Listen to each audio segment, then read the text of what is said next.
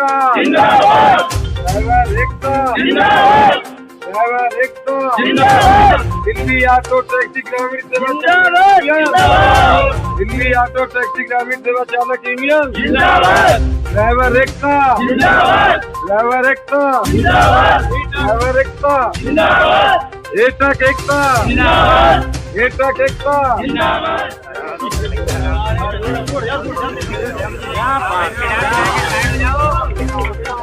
अध्यक्ष साहब की, अध्यक्ष साहब की। नमस्कार, आप सभी का बहुत बहुत स्वागत है जनता जनार्दन में। और पीछे बोर्ड में आप देख पा रहे हैं ड्राइवर एकता जिंदाबाद, और ये जो एसोसिएशन है इसका नाम है दिल्ली ऑटो टैक्सी ग्रामीण सेवा चालक यूनियन रजिस्टर्ड है ये। और इस संगठन के माध्यम से थोड़ा सा कैमरामैन से गुजारिश करूंगा यहाँ पर थोड़ा सा कैमरा घुमा करके दिखाया जाए। ये बाल मुकुंद खंड गिरिनगर का एरिया है। यहाँ पर जो यूनिट है, इस यूनिट में आज इलेक्शन किया गया। इलेक्शन के बाद तमाम सारे पदाधिकारी नियुक्त किए गए हैं नए तरीके से, और जो अध्यक्ष साहब हैं उनके साथ भी हम बात करेंगे। ऑटो चालकों के साथ भिन्न भिन्न तरीके से, अन्य तरीके से, जिस प्रकार से आप लोगों ने आए दिन सुने होंगे ऑटो वालों के साथ लड़ाई हो जाती है, झगड़े हो जाते हैं, अभद्रता, अन्य बातें भी हैं। और कामकाज को लेके ओला उबर तमाम सारे विषयों को लेके यहाँ पर मीटिंग की गई, और मीटिंग में जो भी निष्कर्ष मिला है और जो आने वाले दिनों में भविष्य में ऑटो चालकों को निर्देश दिया गया है अध्यक्ष साहब के माध्यम से, हेड ऑफिस यानी कि मुख्य कार्यालय दिल्ली का जो सेंट्रल ऑफिस है वहां से भी सर आए थे। सर भी बोलेंगे, सर भी यहाँ पर उद्बोधन दे रहे थे, अनेकों विषय बिंदुओं के ऊपर बात कर रहे थे। आज का विषय क्या है आइए जानते हैं। अध्यक्ष साहब से पहले बातचीत करते हैं, समझते हैं चीजों को। राजपूत जी, आपको मैं जानता हूँ, क्या कहेंगे? आपका बहुत बहुत स्वागत, अभिनंदन है। आपके यूनिट में आप अध्यक्षता कर रहे थे, क्या कुछ निष्कर्ष निकला, क्या कुछ संदेश देना चाहिए? निष्कर्ष ये था कि सन 2022 और 23 का चुनाव हुआ है जी, और चुनाव में हमारे संगठन थोड़ी बारिश हुई है। बाकी हमारे चालक जो हैं सारे जो आने थे वो नहीं आ पाए हैं, और जितने लोग आए उनका सबका धन्यवाद है। आज जो है हमारे हेड ऑफिस में ये हमारी दिल्ली ऑटो टैक्सी ग्रामीण सेवा चालक यूनियन रजिस्टर्ड का चुनाव हुआ है। इसमें सारे पदाधिकारी उपस्थित हैं, कार्यकारी सदस्य उपस्थित हैं, और मैं चाहता हूं कि आज मैं अपने ऑफिस से अपने पदाधिकारी व कार्यकारी सदस्यों को सम्मानित करें, इनकी सम्मान करें, सम्मान की दृष्टि से इन्हें देखेंगे हम, और इसके बाद मैं बताऊंगा कि कैसे क्या करना है, कैसे क्या नहीं करना है, वो मैं बाद में बताऊंगा। रूल्स एंड रेगुलेशन के बारे में। जी हाँ जी। अच्छा अध्यक्ष साहब, ये भी बता दीजिए किन किन को पदवी दी गई है, वो लोगों से भी हम बात करना चाहेंगे एक बार उन लोगों से। हमारे जनरल सेक्रेटरी प्रवीण कुमार आगे आए। सेक्रेटरी साहब, आपको भी बधाई हो, अभिनंदन हो, क्योंकि आज आप सेक्रेटरी के तौर पर नियुक्ति मिली है। क्या कहेंगे, जिस प्रकार से परिस्थिति देख रहे हैं, किस तरीके से साथ देंगे ऑटो चालक भाइयों को? धन्यवाद आपका बहुत बहुत। ठीक है, दिल्ली ऑटो टैक्सी ग्रामीण सेवा चालक यूनियन की तरफ से मैं जनरल सेक्रेटरी नियुक्त किया गया हूँ। मैं अभी सभी जितने मेरे पदाधिकारी हैं उनका धन्यवाद करता हूँ। मेरे ऑटो ड्राइवर भाई जितने हैं उनको मैं धन्यवाद करता हूँ, उन्होंने मेरा साथ दिया, मुझे नियुक्त किया। ठीक है, और मैं उनके हर समय जो भी उनकी समस्या है उनका समाधान करने की कोशिश करूँगा। मेरे जो ऊंचे अधिकारी हैं, जो मेरे बड़े हैं, उनके मार्गदर्शन में मैं उनसे विचार विमर्श के साथ इनका सभी साथ दूंगा। यही मैं इनसे आश्वासन कर सकूँ। हम बहुत बढ़िया तो आश्वासन दे रहे हैं और करेंगे भी। अच्छा, समस्या के बारे में बात हो रही है तो पहले समझ लेते हैं कि जब ऑटो चलाते हैं ये लोग, जब टैक्सी चलाते हैं, मार्केट में जाते हैं, तमाम प्रकार के भिन्न प्रकार के लोग आते हैं, कस्टमर आते हैं, किस प्रकार से समस्या का समाधान करते हैं। सभी भाई लोग मौजूद है, थोड़ा सा आप आगे आ जाए, कैमरामैन से गुजारिश करूंगा, सभी से समझते हैं बेसिकली क्या क्या होता है, क्या क्या समस्या आपको देखने के लिए मिलती है, क्या झेलते हैं आप? बहुत झेलते हैं। ये एक उदाहरण के तौर पर एक जानना चाहेंगे आप? ऑटो डीलर जो है ना, ड्राइवरों को बहुत ठगते हैं, लूटते हैं। अच्छा, हाँ, एक समस्या ये है। ठीक है, और भी भाई लोग हैं, इनसे भी जानते हैं। सर, आप क्या समस्या झेलते हैं लगभग डेली बेस पे? सर हम रोज रोड पे चलते हैं, कोई उल्टा सीधा बोल जाता है, जिससे पैसे बोलते हैं कि पैसा इतना है, कह रहे नहीं इतना लगेगा, इतना लगेगा। हम तो सवारी से जाते हैं 20 रुपए में। बताओ सर, ऑटो सीएनजी जो है 76 रुपए है, अब बताओ कहाँ से पूर्ति करेंगे? अच्छा, ये एक मेन समस्या, एक समस्या यही है। तो सर आप भी चलते हैं, आप कौन सी समस्याओं को फेस करते हैं? सर सवारी की बदतमीजी है सर। सवारी की बदतमीजी जी। तो कोई सर बहुत लैंग्वेज गलत इस्तेमाल करता है, तू तड़ा के बात करने लगता है, लड़ाई करने तो तावला हो जाता है, पैसे लेन देन के मामले में गड़बड़ करता है।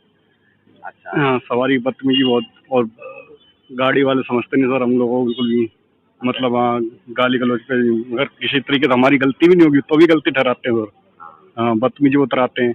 जो ऑटो वाला है क्या कर लेगा, बहुत ज्यादा समस्या है। और कोई समस्या बताना चाहेगा आप लोगों में से? क्या नाम है? नाम मेरा हेमंत कुमार है। जी हेमंत जी, क्या समस्या ये है कि सवारी हमेशा कभी हॉस्पिटल जाती है, कहीं भी जाती है, हमेशा झूठ बोलती है कि हम इतने पैसे देके डेली आते हैं। डेली कौन हॉस्पिटल जाता है? नहीं जाता ना। तो डेली एक ही जगह जा रहे हो, एक ही पैसे दे रहे हो, हवा में कुछ भी। चाहे 70 रुपए बनते थे, कहते 50 देते हैं, हम तो डेली जाते हैं। डेली कौन हॉस्पिटल जाता है, ये बताइए। इतनी झूठ क्यों बोली जाती है सवारी से? कस्टमर झूठ बोलते हैं। अच्छा, और एक सबसे बड़ी समस्या उभर करके आती है ट्रैफिक कंट्रोल, ट्रैफिक पुलिस वाले। ये आए दिन कहीं ना कहीं ऑटो टैक्सी वालों के साथ किसी ना किसी तरीके से समस्या उत्पन्न होती है, बहस होती है, चालान भी काटे जाते हैं। उसके संबंधित कभी फेस किया हुआ आपने? नहीं, इतना तो नहीं है ट्रैफिक वालों का, मगर ये है कि जैसे कोई भी इधर उधर मतलब रेड लाइट क्रॉसिंग वगैरह करता है तो पकड़ते हैं। वैसे तो कोई इतना ऑटो वालों को नहीं बोलते, बस यही। सर आपका बहुत बहुत स्वागत, अभिनंदन है। अपना परिचय दीजिए पहले दर्शकों को। मेरा नाम प्रमोद कुमार राजपूत है, deputy general secretary Delhi state से हूँ, एटक से। और सेंट्रल यूनिट से हूँ, और मैं इनके जो यूनियन है, इनकी तिपहिया चालक यूनियनों का मैं इनके लिए संरक्षक हूँ। मैं इनको देखता हूँ और इनको सिस्टम जो ट्रेड यूनियन एक्ट के अंदर जो सिस्टम है उनको मैं सिखाने का पूरा प्रयास करता हूँ। जी। सवाल अभी उद्बोधन दे रहे थे सर, सेंट्रल यूनिट से आए थे, और उद्बोधन के दौरान मैंने काफी बातें आपकी सुनी है, समस्याओं के बारे में भी हमने लोगों से भी बात करी है। मुख्य समस्या आपने भी जज किया होगा, कई सारे ड्राइवर आपके पास ही आते होंगे शिकायत के तौर पर, तो आप क्या देखते हैं कि समस्या मोटे मोटे? मैं ये देखता हूँ दिल्ली के अंदर, दिल्ली राज्य के अंदर जितने भी ऑटो ड्राइवर हैं, ये एक तो फाइनेंसरों के शोषण के शिकार हैं। ये तो यूपी और बिहार से ही आते हैं, बेचारे गरीब परिवार से आते हैं और यहाँ आकर के अपनी रोजी रोटी की तलाश में आते हैं। तो थोड़ा बहुत अपना किराए पर चलाने के बाद ये अपना किस्तों पर अपना 3 व्हीलर ले लेते हैं। और 3 व्हीलर मैंने जो देखा है यहाँ पर, जो दिल्ली के अंदर पहाड़गंज है या चिराग दिल्ली है, संगम विहार है, जमुना पार में है, वो मेरे पास में मुख्य शिकायतें आती हैं कि 75% ये किस्त लोग दे देते हैं, पैसा दे देते हैं। उसके बावजूद भी इसके ये जो है फाइनेंसर इनकी गाड़ी उठा के ले जाता है, मारपीट करता है, गुंडागर्दी करता है। पुलिस वाले इनकी कोई तनिक भी सुनते नहीं है। जबकि रूल्स ये है कि भाई अगर आपने किराया उस पर ब्याज पर पैसा दिया है, गाड़ी फाइनेंस की है, अगर किस्त टूटी है तो अगली किस्त तो उसके ऊपर 10-5 रुपए लगा के आप ले सकते हो। गाड़ी नहीं छीन सकते, ड्राइवर को मार नहीं सकते, गाड़ी छीन नहीं सकते, ऑटो ड्राइवर के साथ मारपीट नहीं कर सकते, ये नियम के खिलाफ है। और जब गाड़ी चली जाती है तो उसको बेचारा बेरोजगार हो जाता है और वो फाइनेंसर गाड़ी को हड़प लेता है।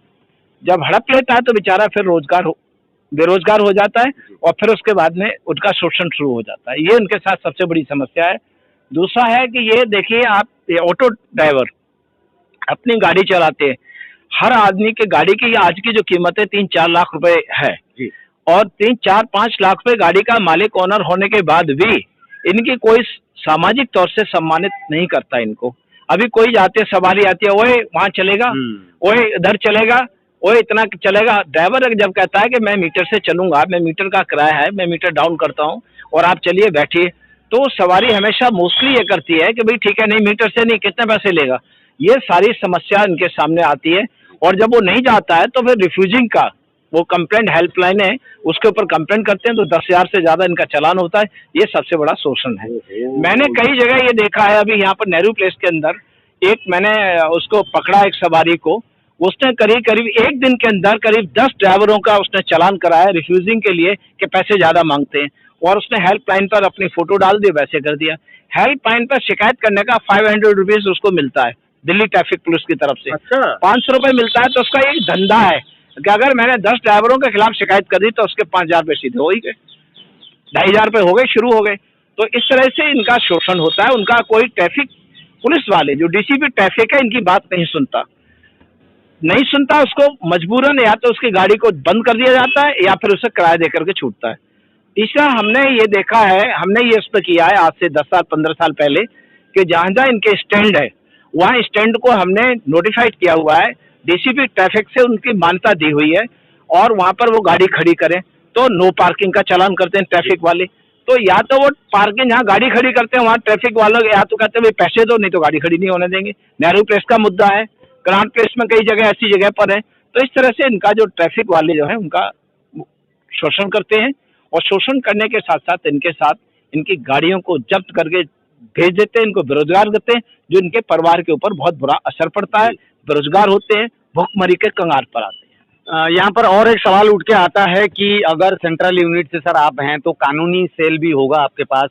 मैं यही आपसे पूछना चाहूंगा, इन लोगों के साथ अगर इस प्रकार से ये लोग बारंबार इस प्रकार से समस्या से जूझ रहे हैं, और खासकर ये जो छीना झपटी ऑटो जब्त करके इनकी रोजी रोटी के ऊपर जो संकट आ जाता है, आप कानूनी के ऊपर कानूनी हमारे पास में जो फाइनेंशियल की जो शिकायत आती है, कोई ऑटो ड्राइवर आता है और उसके बाद हमारे पास मोस्टली जो हमारे संगठन का सदस्य होता है, अगर किसी ने उसका छीना किसी फाइनेंसर ने, तो हम उसके खिलाफ सख्ती से कार्रवाई करते हैं, एफआईआर दर्ज कराते हैं, क्योंकि छीनने का अधिकार उसको फाइनेंसर को नहीं है, ब्याज लेने का अधिकार है उसको, वैसे उसमें है, मारपीट करने का अधिकार नहीं है। हमने उनके खिलाफ एफआईआर दर्ज कराई है और उनके इनकम टैक्स एक्ट में करके लगा के हमने उनकी इंक्वायरी कराई और इनकम टैक्स एक्ट में हमने उनका जुर्माना लगवाया। जी, और कुछ फाइनली जो आपके साथ जुड़े हुए हैं दिल्ली प्रदेश में ऑटो टैक्सी के जितने भी ड्राइवर हैं, कुछ कमियां इनमें भी होगी जरूर, जाहिर सी बात है। तो आप एक सीनियर लीडर होने के नाते, दिल्ली के सेंट्रल यूनिट को चलाने के नाते, सलाह के तौर पर इनको एक मार्गदर्शक के रूप पर आप क्या कुछ इनको सलाह देंगे? मैं इनसे कहूँगा, अपने ड्राइवर भाइयों से सभी से कहूँगा, डैश कोड अपना सख्ती से लागू करें, ट्रैफिक नियमों का पालन करें और किसी भी सवारी को रिफ्यूजिंग न करें, सिस्टम से चलें और सामाजिक सुधार करके आगे अपनी जिंदगी का परिवर्तन करें। जी, आपका सर बहुत बहुत धन्यवाद। राजपूत जी से फाइनली हम बात कर, थोड़ा घुमा के सभी के ऊपर कैमरा लगाइए। ये जितने भी लोग हैं, आज इनको हमारे चैनल की ओर से ढेर सारी बधाई व शुभकामना। और इस प्रकार से नेतृत्व लेने वाले व्यक्तित्व, राजपूत सर जैसे व्यक्तित्व जब साथ में आप लोग के खड़े रहते हैं, तो आप लोगों को किसी भी समस्या से डरने की आवश्यकता नहीं है, बशर्ते कुछ नियम और कानून होते हैं, आप लोगों को उसको मानना पड़ता है। राजपूत जी, आपका भी स्वागत है, और आप अध्यक्ष साहब होने के नाते इस यूनिट को जो चला रहे हैं, यहाँ से जितने भी ड्राइवर हैं, आने वाले दिनों में आप भी संदेश दीजिए कि क्या कुछ आप लोग करने वाले हैं। जैसे आप कह रहे थे कि जो मैं बोलूँगा वही होगा। धन्यवाद भारद्वाज जी। नंबर 1, कोई भी डीलर और फाइनेंसर में दोनों में फर्क है। एनबीएफसी कंपनी जो चलाता है वो गाड़ी को फाइनेंस कर सकता है, बेच नहीं सकता। वो जो डीलर से बैठे हुए 300 डीलर बैठे दिल्ली के अंदर, ये इनका काम है सिर्फ लूटने का। सरकार को कोई भी एवेन्यू नहीं देते हैं और ये चोरी छुपे ये काम कर रहे हैं। इनके पास से ना आप गाड़ी खरीदें और ना इनके पास फाइनेंस कराएं, तो आप सुरक्षित हैं। अगर किसी भाई के पास किस प्रकार की कोई समस्या है, वो मेरे से मिले, उसका छुटकारा मैं कराऊंगा। जैसे कि कई ड्राइवरों को, जैसे कि ये भाई साहब खड़े हैं, इनकी मार कुटाई करी, अच्छा, भाई साहब का सहयोग लिया, कानूनी कार्रवाई करी, इनको मुआवजा के तौर पे 6.5 लाख रुपए दिलाए। ताली बजा दो एक बार जोरदार। ऐसे होती है कार्रवाई दोस्तों। अगर राजपूत जी ऐसे कह रहे हैं तो डरने की क्या जरूरत है? सिंपल सी बात है, आप लोग रूल्स रेगुलेशन फॉलो कीजिए। आपकी पूरी यूनिट, सेंट्रल यूनिट से लेके लोकल यूनिट तक आप लोगों के साथ जब है तो किसी प्रकार की परेशानी नहीं होगी। बहुत बहुत। और हमारे भाई साहब रामनिवास जी ये खड़े हुए हैं, इनने एक डीलर से गाड़ी खरीदी। डीलर चोर होता है, वो विक्रेता नहीं होता है, वो सिर्फ लूट खसोट के लिए है। 25% पैसा पहुंच गया, गाड़ी खींच ली। खींची कैसे? कभी भी आप लोगों की गाड़ी खींचे, सबसे पहला काम है 100 नंबर पे कॉल करना।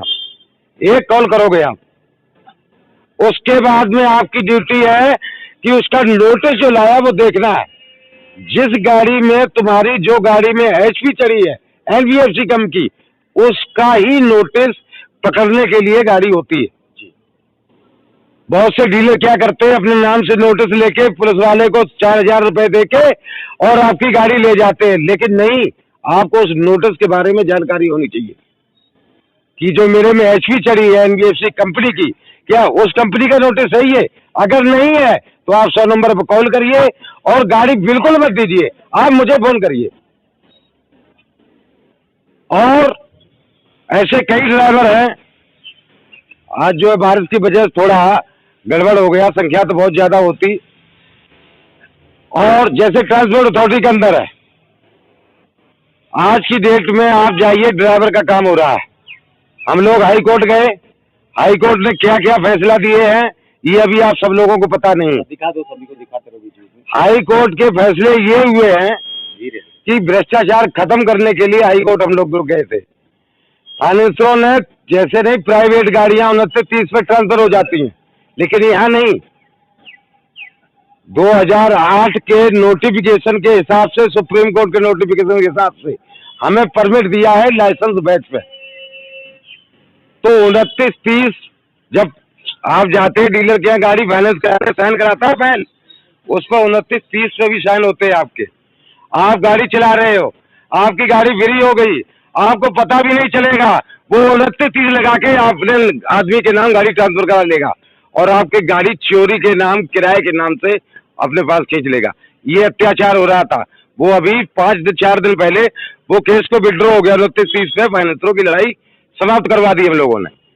अब समस्या तो बहुत है। मेन समस्या आपकी यही है कि संगठन से जितने भी जुड़ोगे, जितनी तादाद ज्यादा कर लोगे, मैं वादा करता हूं कि जितनी भी समस्याएं आपकी हैं, हम, हमारे बड़े भाई साहब, हमारे और संगठन, वादा करता हूं और ये सच्चाई से वादा करता हूं, हर काम का निवारण मैं करूंगा, मेरा संगठन करेगा।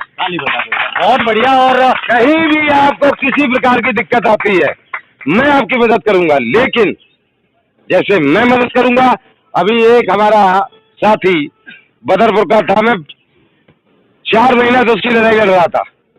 बंसल क्रेडिट बहुत बड़ी ऑल इंडिया कंपनी है, उसकी HP चढ़ी हुई थी, उसकी गाड़ी पर 3 दलाल लगे हुए थे। गाड़ी फ्री हो गई 4 साल पहले, उसको NOC नहीं दे रहे थे। मैं एक दिन गया वहां पे, उनसे बात की तो वो बोले भाई साहब कि गाड़ी हमें दिला दो, ये 2.5 लाख की, NOC का ये क्या करेगा? हमने क्यों, इसके नाम की गाड़ी है, अपने बच्चे कैसे पालेगा? शर्म आनी चाहिए हमने तुम लोगों को। जब उन्होंने कुछ नहीं सुना, वकील साहब के द्वारा मैंने नोटिस उससे भिजवाया। हमें उससे लड़ाई नहीं करनी, हमारी गाड़ी फ्री है तो मेरी लड़ाई होती है उस पर NBFC कंपनी में, जहां पे मेरा स्पीकर रखा हुआ, वो करेगा। अपने डीलर से बात की तूने क्या किया क्या नहीं किया, मतलब नहीं। मैंने उस पर 2 कानूनी कार्रवाई करी। अंत में आके 3 महीना बाद, अभी 5-6 दिन पहले उन्होंने फिर NOC दी उसको। क्या बात है, बहुत बढ़िया। तो अगर आप संगठन को मजबूती से लाएं, मैं वादा करता हूं हर समस्या का समाधान मैं करा के दूंगा। कैसे दूंगा? आपका साथ चाहिए और हर समस्या का समाधान करके मैं दूंगा। ये बहुत छोटी छोटी बातें बता दी, इस पैराग्राफ में जाऊं तो शाम तक बोलूंगा, खत्म नहीं होगा। तो यानी कि समस्याएं अनेकों हैं और आपके साथ देने वाले बहुत अच्छे व्यक्तित्व हैं, मैं आप लोगों को बता दूं। और जिस तरीके से आज यहाँ पर साउथ दिल्ली में खासकर जिस तरीके से आप लोग संगठित हुए हैं, संख्या जरूर कम है मगर मैसेज हमें उम्मीद है आप लोग अपने सखा संबंधी जो लोग नहीं आ पाए हैं, ये मैसेज को आप लोग जरूर पहुंचाइएगा और आने वाले दिनों में संगठित होके ये संगठन को आप लोग मजबूती से चलाइए और विस्तृत तरीके से, जिस तरीके से आप लोगों को प्रॉब्लम होती है, जो भी परेशानी आती है, संगठन की मदद लेके आप लोग आने वाले दिनों में मजबूती से काम कर सकते हैं, घर परिवार चला सकते हैं। बशर्ते कुछ आपको भी सुधार करना पड़ेगा, जिस तरीके से आप लोगों को बताया जा रहा था। जुड़े रहिए, मिलेंगे फिर खास एक और अपडेट के साथ। फिलहाल के लिए जय हिंद, वंदे मातरम। एकता जिंदाबाद, ड्राइवर एकता जिंदाबाद, ड्राइवर एकता जिंदाबाद, ड्राइवर एकता जिंदाबाद, एकता जिंदाबाद, एकता जिंदाबाद।